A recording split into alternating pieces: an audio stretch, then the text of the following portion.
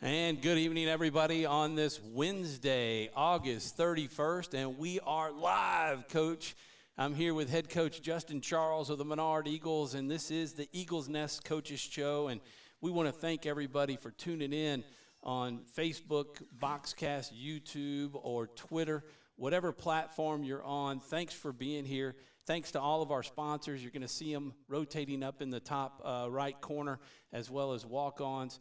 We just can't say thanks enough to Insight, to Red River Bank, to Duncan's Pest Control. BK Distributors, there it is. There it is. Right here around the corner. I mean, it's here. It's not even around the corner. It is here. It's about to smack us in the face come tomorrow morning. It is definitely at. And then the Jamboree last week, and now week one is upon us. But you know, let's talk a little bit about some other newness that's here besides the season, and that is your district.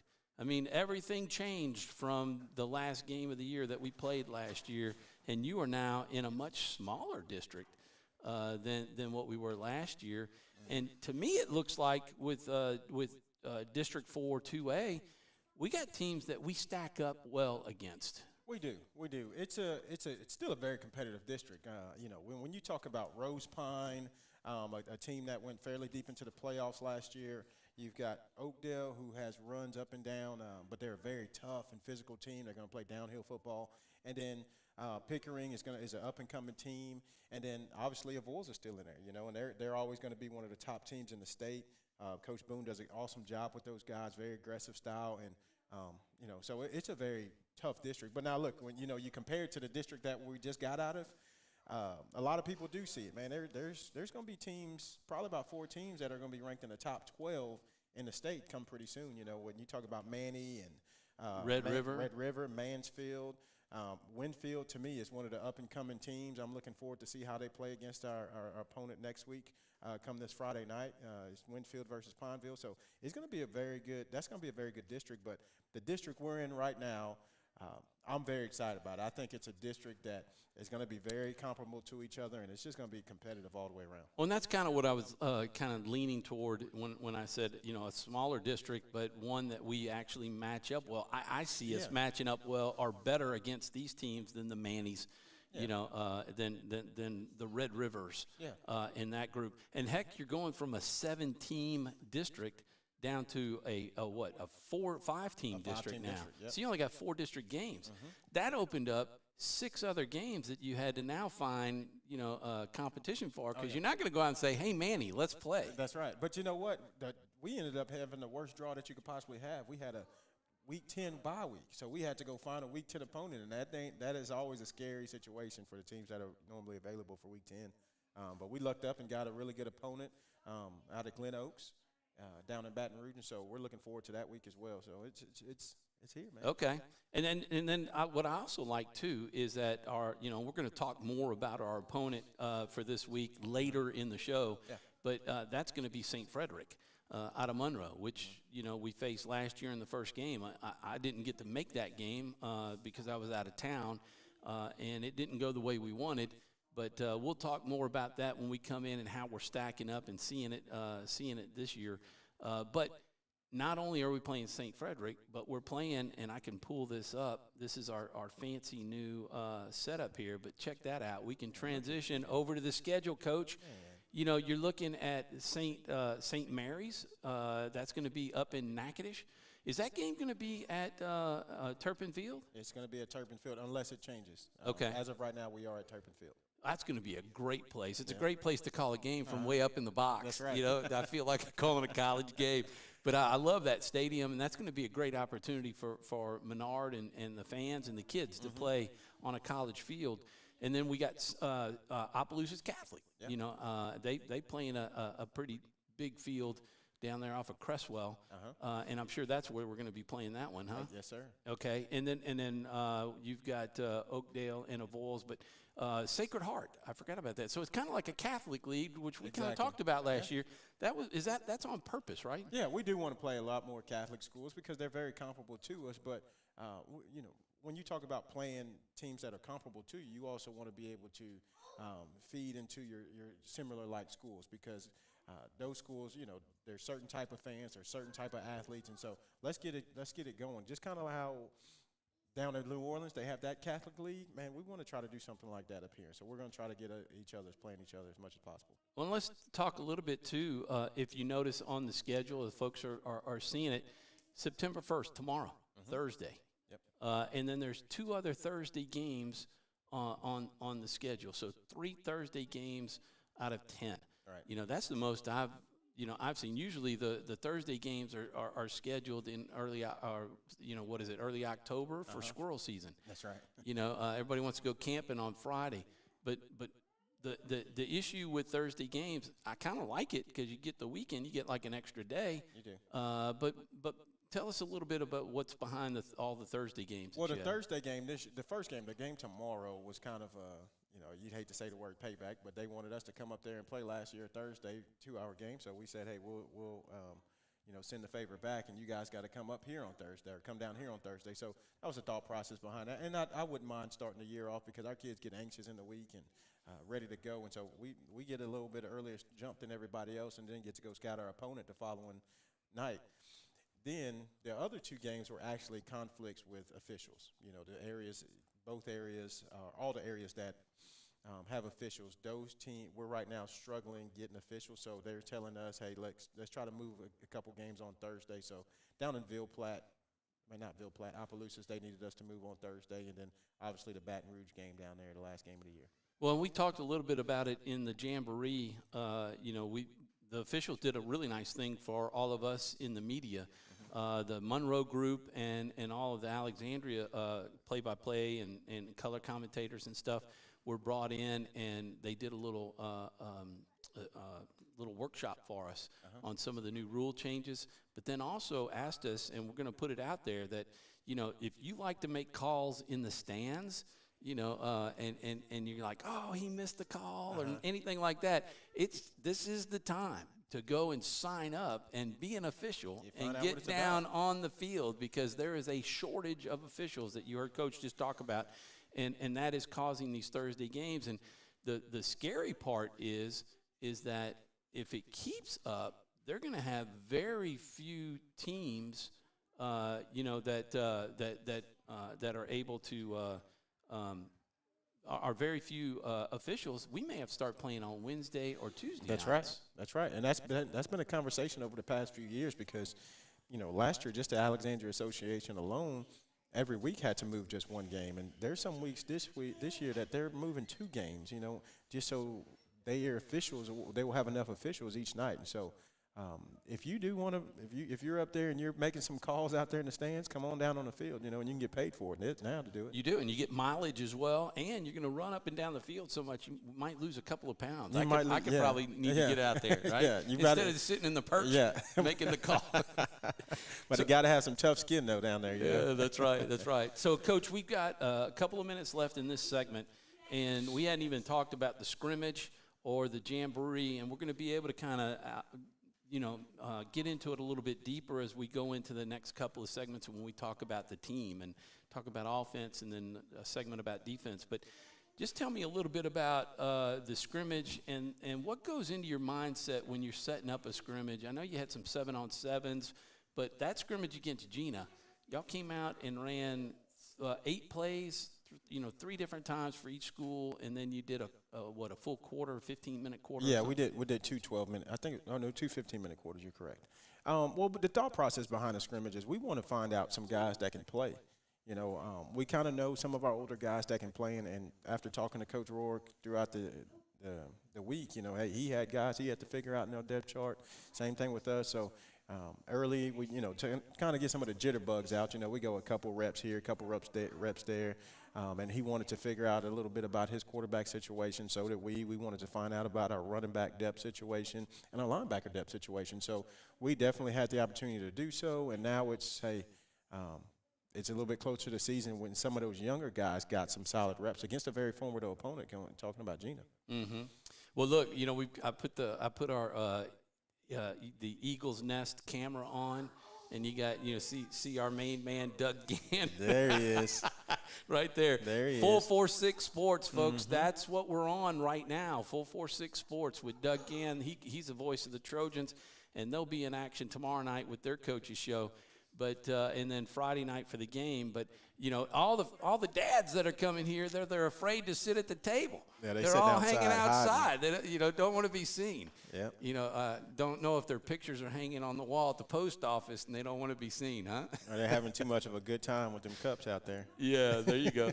So anyway, we'll come back to our shot and talk the jamboree, Coach. Yes. And we had 4 teams initially, and then was it at the last minute almost? One team had to back out. Yeah, they had to pull out. They had a situation where some kids, not to get too in depth on their personal situation, but they had some kids where they weren't able to play, and so Coach called the Saturday before and said they're not going to be able to do so, and so we understood, and we made our adjustments and went ahead and went with it and played with 3 opponents that night, and then 3 more opponents came and played on our night. And that Peabody game was a good one, and we're going to get into it in the next segment, especially talking about the offense. And also defensively, they've got some athletes. And then a Bolton, that was a 14-14 tie with Peabody, and then a 0-0 tie with Bolton. And lots to be excited about, and we'll get into it. But I wanted to ask one last question before we go to the commercial break. The 2-night jamboree, we weren't here for the second night. How successful was it, and is it something that everybody's looking forward to doing again next year? Yeah, it's a great event. I think we had, especially the first night, there was a lot of people here, standing room only on the track. But every coach enjoyed it. I mean, I got nothing but good reviews. Our administration loved it. People in the community loved it. Just because you get, like the first night, we had 3 schools from Alexandria here at the same spot. Good fun. I mean, good football was played, very competitive. We were competitive, but it was not combative. And so we ended the night good. And then the following night, we had a couple teams in the outer skirts of the Sin-Law area talking about Rose Pine and Faraday, but then Glenbrook from Shreveport came down, and so it was very competitive. I mean, there wasn't a team that left here disappointed. Well, we want to thank everybody who's tuning in, and call your friends, send some shares out, some likes for sure, and tell everybody, hey, get on Facebook. We're live now, and they can watch Coach and listen to Coach. And everything that we want to talk about are talking about offense and defense coming up. But we got to go to a commercial break and thank our sponsors that you're going to be seeing in the commercials for allowing us to put this on. And we'll pop down here, and here's the first one. It all started with a sketch on a napkin. An idea created by 2 walk-on bench warmers. And after 10 years of hard work and perseverance to turn their dream into a reality, it's the #1 sports bar in America. Welcome to Walk On.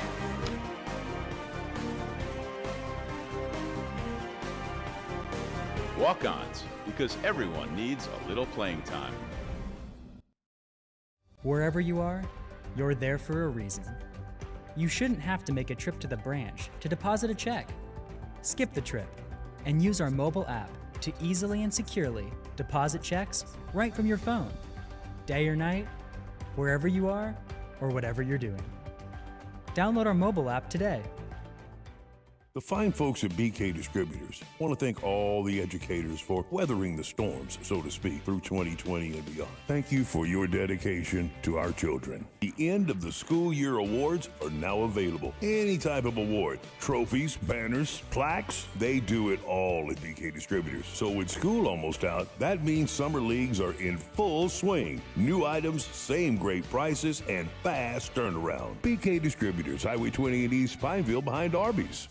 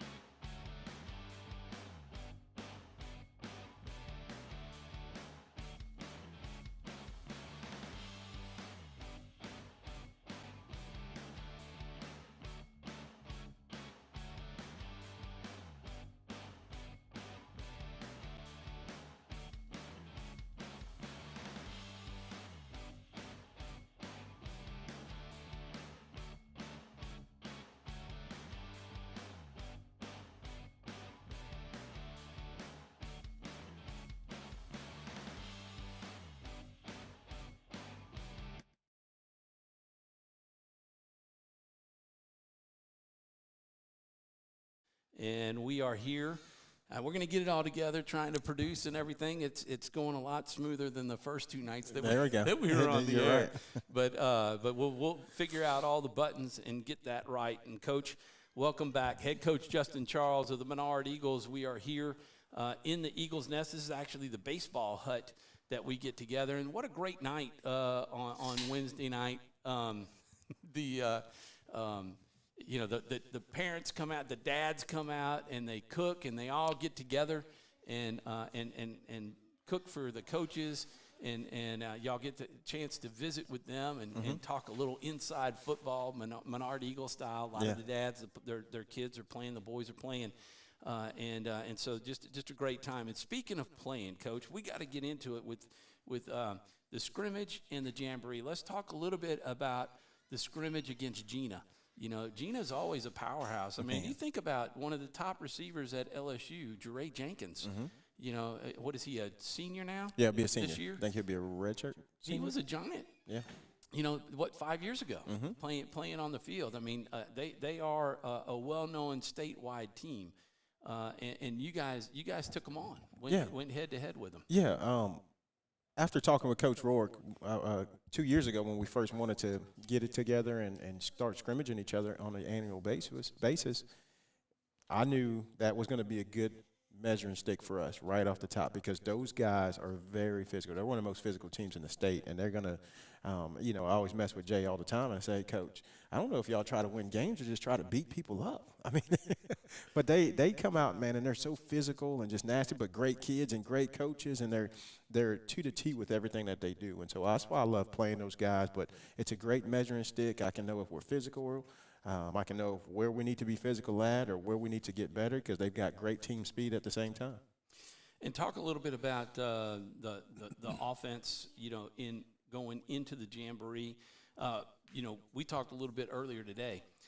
Michael Henry ended up, being the starter in that one. I mean, whether you have a starter or not in the scrimmages, but he's a junior, transferred from Denham Springs last year, was kind of welcome to football because he didn't get a lot of playing time down in Denham. Yeah. And it was kind of a difficult year last year for the Eagles all the way around. Not just at quarterback, but for all the positions. But he was being pushed, this summer by a freshman, Jake Vaughn, and the competition battle was a really good one for both players and the team, huh? Oh, yeah, it was a great competition, and I say it still goes on, because I think those two guys complement each other real well. I think, after seeing them together, they're really each other's biggest fans. I think those two guys from the start of spring all the way until now and tomorrow until every day, they're going to find ways to make each other work a lot better, because there's days where they have to do an individual period to get themselves warmed up for about 10, 15 minutes on their own while coaches are doing other things. But I'm looking forward to seeing how this whole thing plays out. I mean, right now, starting tomorrow, everybody knows there's no secret. Mike's our guy. Mike's done a great job. It's not that Jake lost a position, and Mike just kind of excelled at it, But Jake's going to be a great quarterback in the future, and you never know. I always tell him to stay ready, because you're only one chin strap away. You're only one mouthpiece away. You're only one injury away from being a guy. And so what I'm really impressed with is both of those guys have won their teammates over the past few weeks especially. Talk about, going from Gina. How did you feel like the offense, played in that Gina scrimmage? I think they played well. There's a lot of things we got out of it, negatively and positively. But the progression from where we were in the spring through the summer to that Gina game, I found out that we can be physical. I think we can run the ball. I do think we can pass the ball. But I think we can obviously work together as a team now. And something that, I don't know how much I've talked to you about it, but we had a fall camp where we went off and left for a little bit. But, man, I think coming out of that camp, that really helped us out offensively and defensively, because now we're a team and we bonded so well together. Yeah, we didn't get to talk a whole lot about it, but I did hear. I mean, I heard it in one sense as a retreat, but then a camp of actually going out and practicing and I guess some scrimmages and things like that that was going on, and that can't do anything but grow that team together because they're away from everything else. Yep. And the bonding that can take place rather quickly in situations like that. Yeah, it was awesome because a lot of the kids, they were real nervous about going in because they weren't going to be able to use their cell phones, but for 30 minutes out of the day. Well, initially they didn't know they were going to get to use them at all, but they got to use it 30 minutes in the morning and 30 minutes in the evening. But they understood communication now. They know how to talk to each other. They know what makes each other tick. They know what makes each other mad and what makes each other happy. And so now we're becoming a team. And so you see those things on the field progress. Now you see it in the locker room. Now, are there situations we still got to work on? Yeah, we got a long way to go, baby. But I do feel that we are a lot closer and a lot more bonded than I've ever seen this team before. So talk about going from Gina now into the Jamboree. And one quick thought on that, just to follow up. It's really interesting that when some retreats, they do take the phones away. And I think that's a great idea because, go back to even my kids, how difficult it is sometimes for them to have a conversation or used to be. Because I'd say, hey, did you talk to your boss or did you talk to him? Well, I texted him. No. It's like, that's not the same. No, communicate with can each you other. Imagine walking up to the line of scrimmage and going, down. Yeah, exactly. Exactly. Everybody's still sitting there waiting because the communication didn't get there so fast. Yeah. But take it from the talk about improvement from week 1 to week 2, and really we kind of looking at that from Jamboree to now. There's even going to be a big jump, but going from that Gina scrimmage now to the Thursday night last week with that first game against Peabody, and the things that you saw on film from Gina and tried to put into play for Peabody, did that growth happen? Yeah, there was a big push this week a little bit and a lot last week on let's focus on the task at hand. And so we did a lot of things where it came down to us having to focus in tough situations. I know we were very difficult at practice, every day really. But we were very difficult on practice and staying down those guys' throat about all of the little things that they got to focus on. But we did those things. Now, when we got into the game, which was this week's emphasis, was discipline. Even two things happened in coverage where we became very undisciplined. So obviously this week was a big focus on discipline and being where you're supposed to be, doing it how you're supposed to get it done. And if you didn't do it, then you were going to get beat. And that's what happened a couple times in that scrimmage. But for the most part, I do feel coming out of the Jamboree, after watching film, I do feel like we physically beat our opponents. But at the end of the night, it's not about just physically beating them. It's about getting a win or a loss. And so, but we've gotten better. I think our discipline has gotten better this week. I know our focus is there. So now it's just getting the bugs out and working through it. I wanted to ask you, and it was in the Bolton game. There was, I think it was afterwards. We had the touchdown pass that was called back. Mm-hmm. And that was just a beautiful pass. Yeah. Talk a little bit about that. When you have the credit has to go to every boy, every kid on that offense because Henry actually had time. Yeah.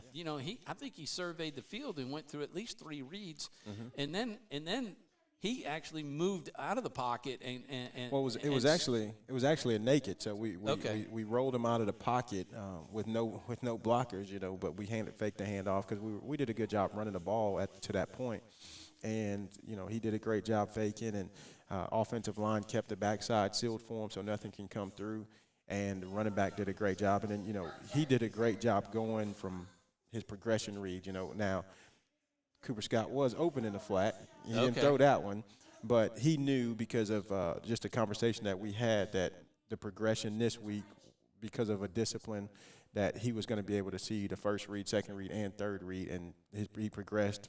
Saw the first one, the second one was covered, and then decided to go to the third one because it was coming open, and that's what I like to see, a quarterback that's going to throw a guy open, and he did that. Well, yeah, and I was going to mention that. I think it was with Cutter Knowles. Cutter Knowles, the little freshman, yes. right? Mm-hmm. Who was on the back side of the back of the end zone. Yep. Made a tremendous catch, caught it at its peak, at the top. But I think Mike, if I remember, had to go back the opposite way and then square his hips and make that throw. Yeah, he had to, he moved around a little bit and squared his hips up and made a solid throw. It was beautiful. Yeah, it was a thing of beauty, and then to see it come back. But right after that, I think there was about 40 seconds left or so. The referee set the clock after the penalty was put, and the clock was running. Did you guys know it was running? Was that, because I know we were going, hey, we're down to 20 seconds, and there was still kind of figuring out what play we were going to be in. I thought, well, maybe they're just waiting to run it out and get one last play. Yeah, it was a situation where they, and we don't point fingers, but the officials weren't supposed to start the clock after a penalty. That's because the rule. But they started the clock. We didn't notice it until it got down to about 32 seconds, and we're getting our play in, but we're trying to talk to the ref. Why is the clock moving? And he just keep going and keep running, and so we just had to get that play off. And you were ready to go. Yeah. Well, that happens sometimes. But all in all, I thought it was a great night. We've got about 30 seconds or so left, but again, you shared that the whole 2 nights was a success, but in your eyes, coming out of that jamboree, your mindset when Thursday night was over about the Eagles. Our mindset was getting to the next opponent, just to be honest with you, because we have been licking our chops for this first game. I tell you that right now. It stung us a little bit last year, but our mindset has been on St. Fred's for quite a while now. All right. Well, we're going to get into some offense and talk a little bit more about the running backs and quarterbacks and receivers and some of the youth on this team. And then, but first we got to go to another commercial break. And so again, here are the sponsors that are allowing us to do this. It all started with a sketch on a napkin, an idea created by 2 walk-on bench warmers. And after 10 years of hard work and perseverance to turn their dream into a reality, it's the #1 sports bar in America. Welcome to Walk On.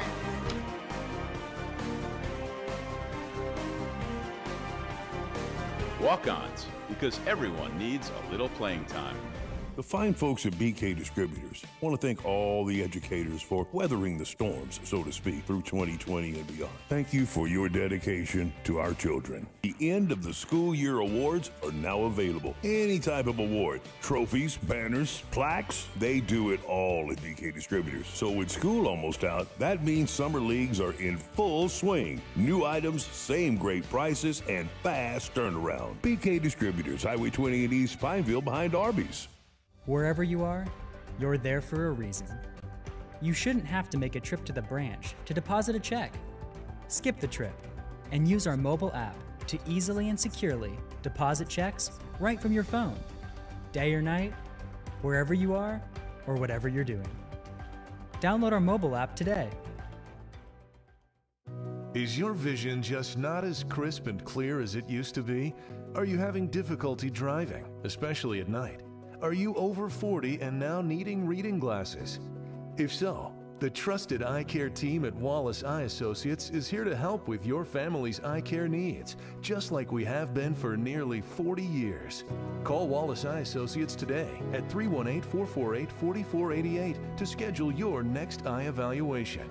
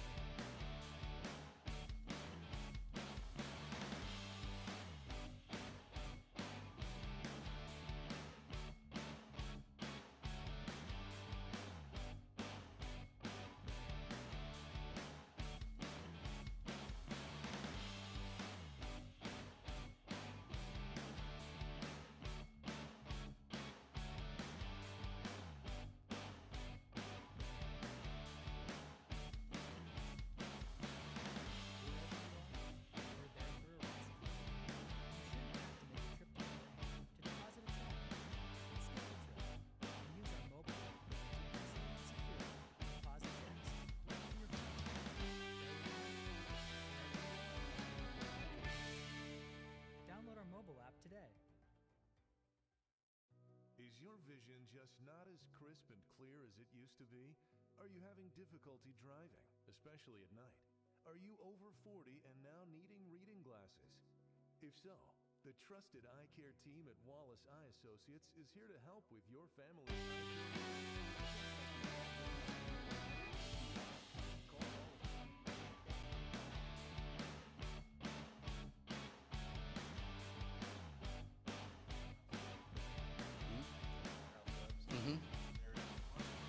No. I wish. Hey, and we're back live, and we're calling it the Eagle's Nest because that's what this whole complex is. It is the Eagle's Nest. When you come around here, you're in the Eagle's Nest. That's right. And turn that music off, but what a great sports complex that Menard has really kind of brought into existence, because none of this existed back in '83 like it does now. Okay, yeah. When I was here. I wasn't here in '83. I was in Texas. Were you born? No, it was, man, when I got here, the first time I've ever come on this campus, I only went to the football field because I was recruiting at the time and see a couple kids. And then when I came to go talk to the kids and come back here and go to the back, I was like, man, it really is. I mean, the softball complex is beautiful, baseball, football, everything is beautiful back here. And so, and what I do appreciate around here is everybody keeps up with their stuff, and that's what it's about, Mm-hmm. It's not the nicest things in the world, It's not this $5 million complex here or there, but everybody keeps up with their stuff, and we appreciate it, and we have pride in what we've got, and so that's what makes it nice. Yeah, it's impressive, to see it, because when we would practice on that field and play games at Bolton. Okay. Because that was just a cow pasture at one time, and it felt like it, when you're out there playing. Now, we played our junior high games on that field, but high school played over at Bolton for decades. But then they put this together. So let's talk about beautiful field. Actually, I got to give credit. I guess Coach Scully is still doing the manicuring of the field. Yeah, the assistant coaches are still over there painting right now. They're probably got a couple choice words for me being on the Hey, look, I helped them out to start off with. I put the numbers out, and we pulled the stencils and everything, and then I was like, all right, guys, I got to go when they pulled the paint machine out. Well, they're trying to hurry up so they can get over here for food, I know they are, trust me. They'll time it out. Yeah. And the kids are doing their meal tonight, huh? Yeah, our boys go every week. They go out as a team and go out and eat and just kind of mix and mingle and kind of get things together.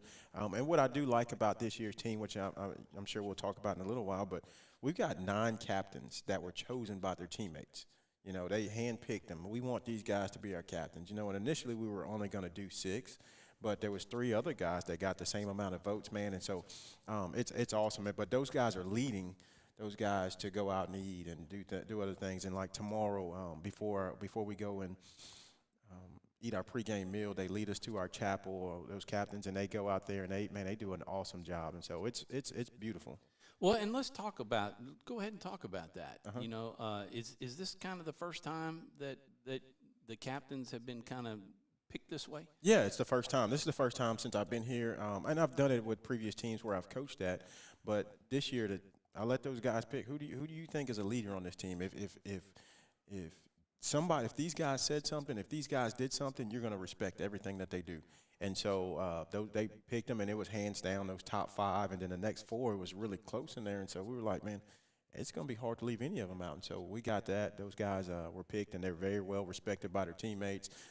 It just so happens they're really good football players for us, too. And what I also like about it, too, and the guys love it, and they get to break them out tomorrow. They get the little captain C on their jersey. Yeah. And it gives them pride, and it makes the younger guys want to be a captain, too. Man, I want to be that guy one day. And the junior high that's on campus, they want to have that C on their captain, on their jersey one day, too.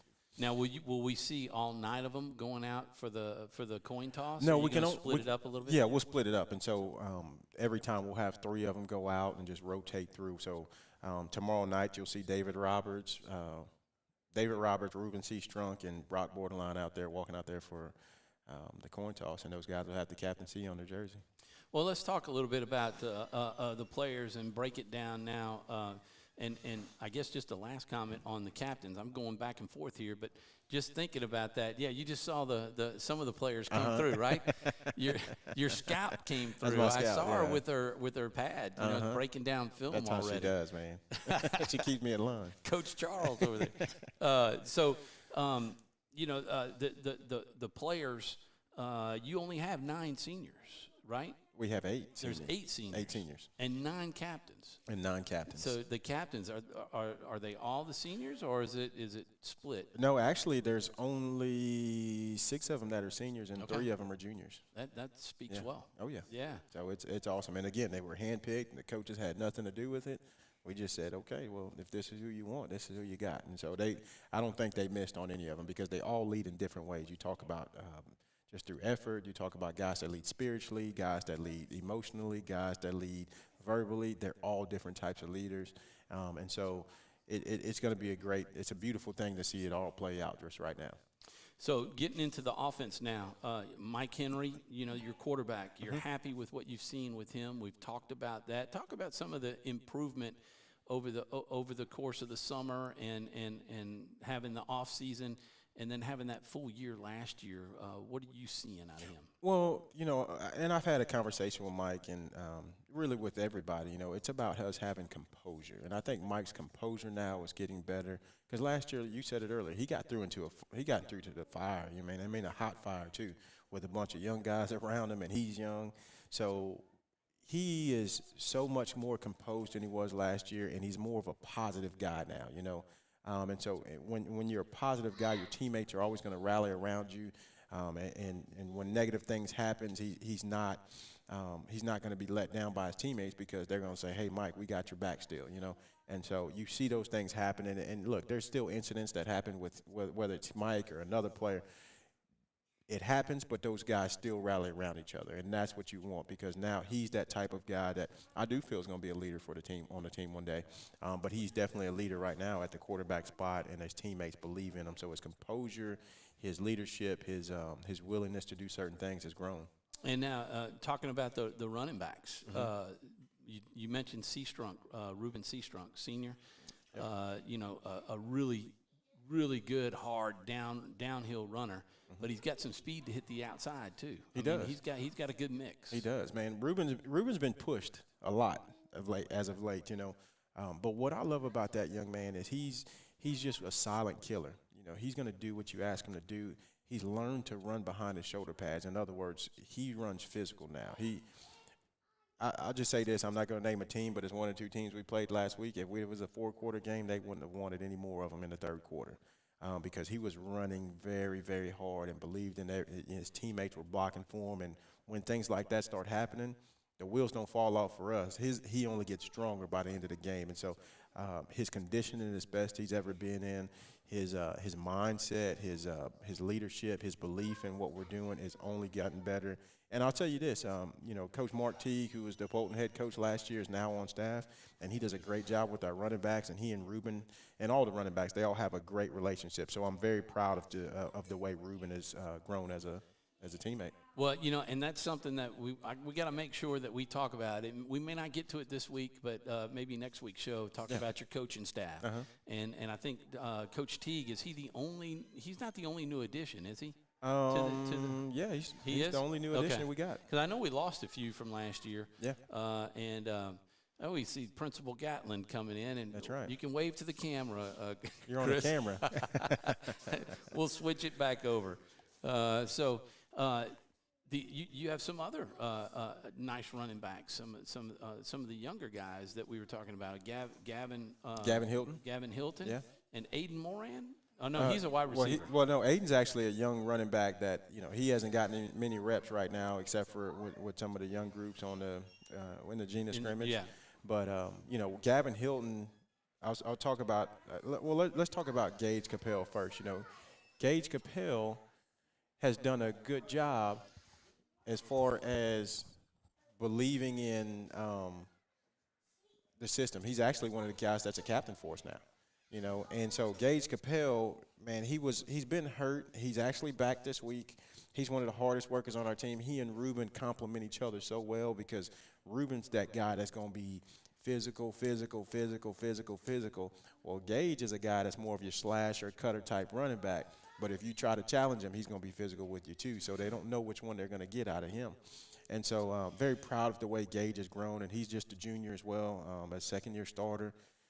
But also at running back, we actually just threw him back there 2 days before our scrimmage. Our scrimmage against Gina, Gavin Hilton, who is our starting slot receiver, but he rotates in back there at running back, kind of does a Braden Byers look for us at times. And man, he's a kid that he's you can't tackle him in a phone booth, man. He is just tough to tackle, and you get him out there on the edge, and he can run by anybody that you put him out there against. And but he's still learning running back at the same time. He's really good at wide receiver, but he's still learning a lot of ins and outs about running back. And I would get beat up if I don't talk about Cooper Scott either. No, you stole my thunder, man, because that's where I was going. He would jump on me tomorrow if I don't call. And just know that was where I was going next, because you throw Cooper Scott in there at fullback, and he is just making some holes that are already kind of opened up by the line, and we're going to talk about them too. Yeah, look, and Cooper, man, Cooper he's one of those kids. He ain't a mean kid until he puts shoulder pads on and the ball is snapped. And so, really nice kid and everything. But when the ball is snapped, he is mean.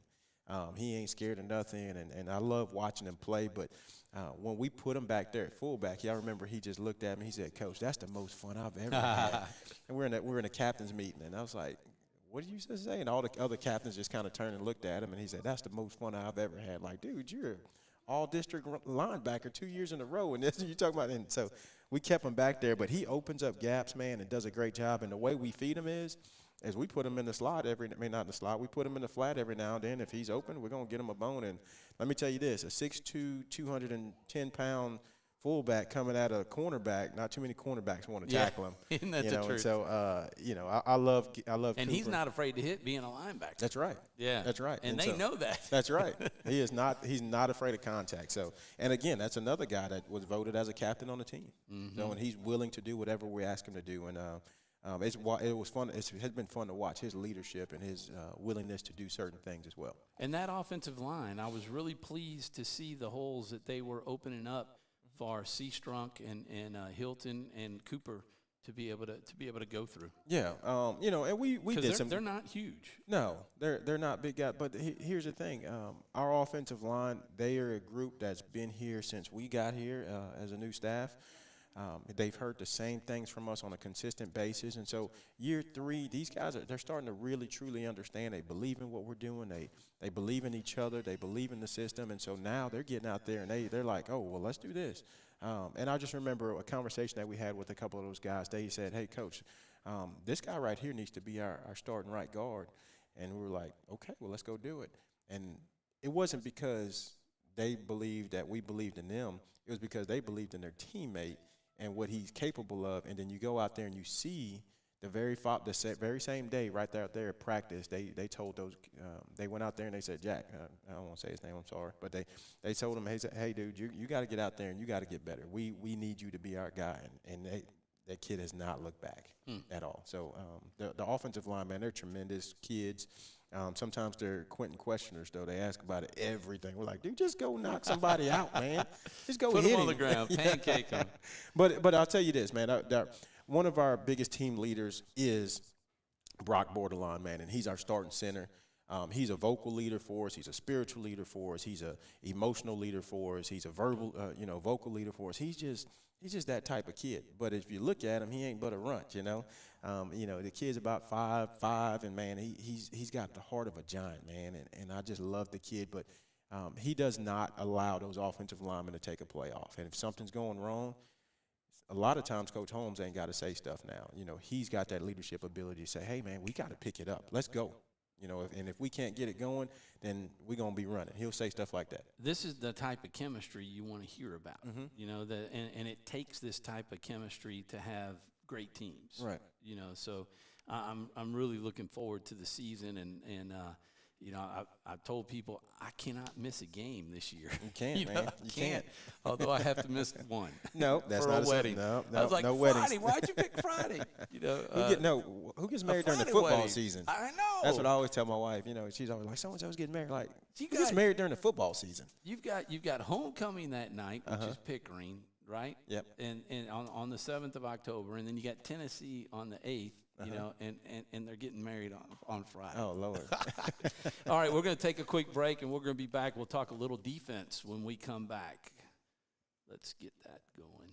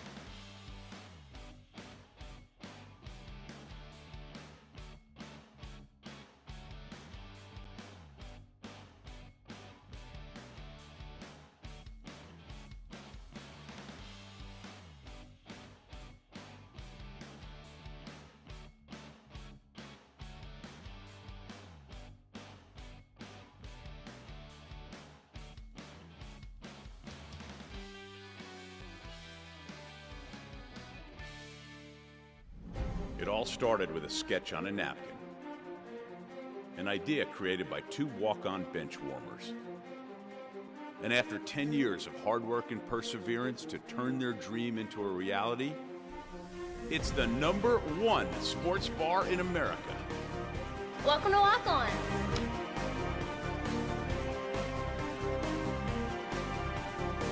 Walk-ons, because everyone needs a little playing time.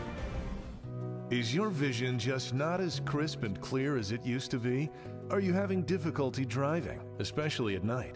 Are you over 40 and now needing reading glasses? If so, the trusted eye care team at Wallace Eye Associates is here to help with your family's eye care needs, just like we have been for nearly 40 years. Call Wallace Eye Associates today at 318-448-4488 to schedule your next eye evaluation. And we are back here at the Coaches Show, and we are winding down. We only got about 9 minutes left before we got to wrap up because our live stream will end at 7 o'clock. It's going by fast. It is. You know, when you're having fun, it always goes by fast. So let's talk a little bit about defense. We can't let that go, without talking about those guys on defense. You know, Cooper Scott, Drake Aldridge.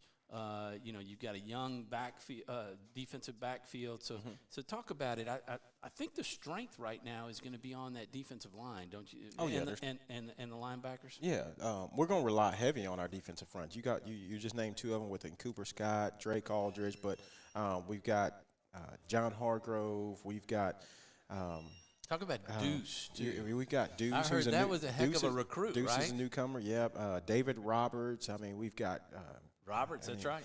I mean, we've got guys name there for 2 years. Yeah. We've been calling his name. Yeah, and then two guys we haven't got to see because they're just not coming back off of injury is Gage Capel and Cole Smith. You know, those guys they're tremendous for us. And then we've got, I mean, everybody knows when Dusang's in the game, and so Braylon Dusang does a great job. So, man, it's a really good front. We're looking forward to the physicality that those guys are going to be able to bring. But they're the most diverse because they have the ability to adjust because they're more experienced up front. You know, right. Outside of Deuce, everybody has some type of experience. You know, John's his first year playing defensive end, but he's a senior and he takes pride in everything that he does. And John has been great for us, and looking forward to seeing how he just progresses throughout the year because he's one of those kids week by week. You'll just see him, man. He's gotten better and better and better, and he's going to be a force to reckon with every week. Yeah, and let's talk a little bit about we called Deuce's name out. I mean, he just looks big. You know, I mean, I know Dusang is big. You know, and you got him going both ways, don't you? You're putting him on the line he too. starts at left guard for us, and he starts at nose tackle for us. But Deuce, this is his first year to play football, isn't it? I mean, seventh grade. Seventh grade. And he looked really good in the Jamboree. Yeah, man, he looked good in the spring game whenever we first put him out there, which was actually kind of a test for him to see if he really liked football. And, man, he loved it. And I'm glad that he loved it. But, you know, the conversation that I had with Deuce, I said, Deuce, you know, you're a basketball player. You're 6'2", 240 pounds, and you're a post. You're a dime a dozen, baby. But 6'2", 240 defensive end, you can make some money, baby. And so he understands that. Now, you know, he loves it. But I do think if Deuce was around, he would have been one of the guys that's been voted on as a captain because he's a great leadership. He pays attention to the scouting report. He pays attention to the details. And I just love the kid, but we're definitely glad that he came out.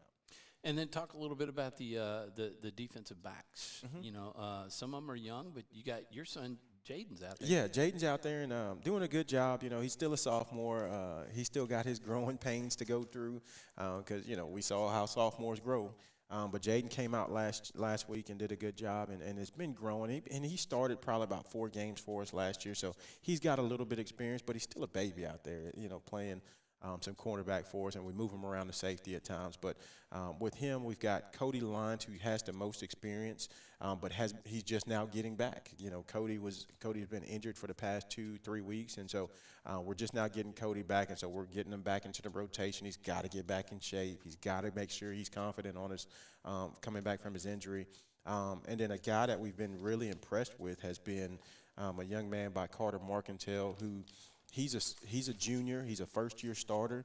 But Carter, man, he ain't scared of nothing. He ain't scared of nothing. He got a little turd in him, but he ain't scared of nothing, man. You can tell that too, when he's playing. I mean, I noticed he plays special teams. Yeah, he as plays well special on teams. on kickoff coverage. Kickoff and punt. He runs down there and he'll lay a hit on He somebody. ain't scared of nothing. He caught somebody in, I forget which game, whether it was Peabody or Bolton, but he had to make an open field tackle. Yeah. And he broke down, wrapped up, and brought him down. And another kid I think is good friends with Carter is the Harrison boy. Yeah. He made a name for me calling. I mean, we were calling his name like crazy in the Jamboree.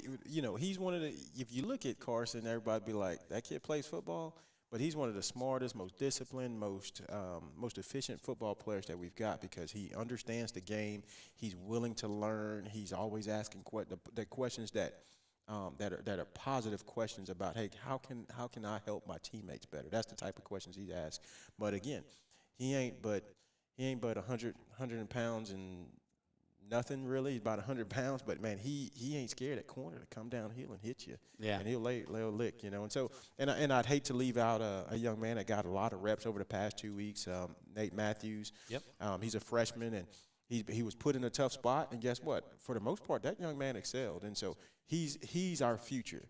And so I love the way Nate Matthews came out and excelled. And we've got a couple other guys there in the rotation. You talk about Matt Kirk. He's another guy that we got came out of from basketball and is doing a great job and still learning the game. But he's going to be a big-time player for us. Well, you bring up Nate, and one thing just real quick, and then we got to talk about St. Fred's real quick. But that learning experience in the Peabody game, there was a little mistake. He was you could see he was having difficulty shaking it off because he's just a freshman. Yeah. But what was his reaction to that when you talked to him? Nate's really hard on himself, which a lot of the kids are, but he's really, really hard on himself. And so I didn't have to say anything. He knew he made a mistake, and all I did was I grabbed his face mask, looked him in the eye, and I said, guess what, Nate? You're going out there the next snap. Yeah. I believe in you still. And so he went out there the next snap. Was against another team at that point, but he just wants to be believed in. He wants to be able to excel, but he's going to be fine. I'm looking forward to his future. Well, and it could have been they go for two, and he could have been having to make a play. You're right. But they tried a field goal and an extra point and missed it and ended up tied 14. That's right. So a couple of minutes left. St. Fred's tomorrow night. We go on the air at 6:45 for the pregame and 7 o'clock kickoff.